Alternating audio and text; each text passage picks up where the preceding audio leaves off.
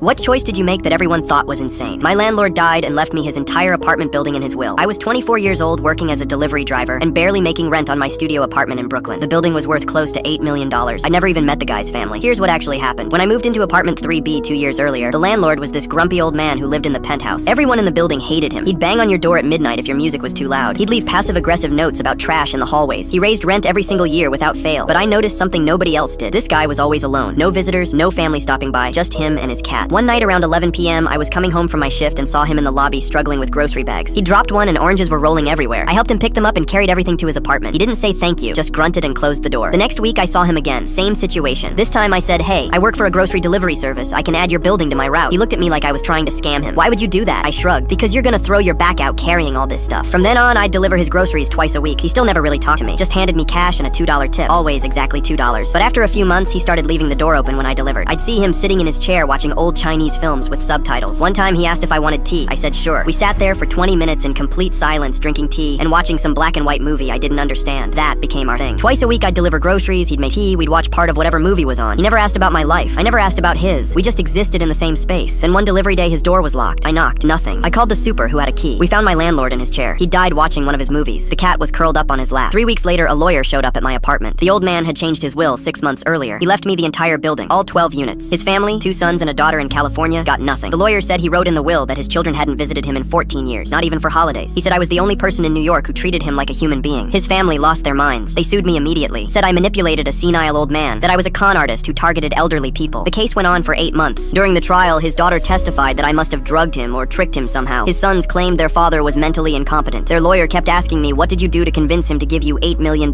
I told the truth. I carried his groceries and drank tea with him twice a week. The judge didn't believe me at first. Nobody did. Why would a millionaire leave everything to some random 24-year-old delivery driver? But then the lawyer presented evidence. The landlord had kept a journal. In it, he wrote about how his children only called when they needed money, how his ex-wife took half his money in the divorce and never spoke to him again, how he'd built that building from nothing after immigrating from Taiwan, and none of his kids cared about his sacrifices. The last entry was dated 2 days before he died. It said, "I found out today that the delivery boy brings my cat treats when he comes. He thinks I don't notice, but I see him slip them under the mail table. He never asked for anything from me. Not once. He just shows up and keeps an old man company. I'm changing my will tomorrow. My children can have their inheritance from their mother. This building goes to someone who actually gave a damn." I won the case. His family appealed and lost again. I now own a building worth $8 million because I spent 40 minutes a week drinking tea with a lonely old man. My friends think I'm crazy for keeping it. They say I should sell it immediately, take the money and live on a beach somewhere. But I can't. The old man trusted me with something he built with his own hands. So I still live in apartment 3B. I still deliver groceries, just now to my own tenants. And I haven't raised rent once. His cat lives with me now. Sometimes I make tea and put on those old Chinese films even though I still don't understand them. Everyone says I'm throwing away millions by not selling. But the landlord didn't leave me a building. He left me a responsibility. And unlike his kids, I'm not going to abandon it.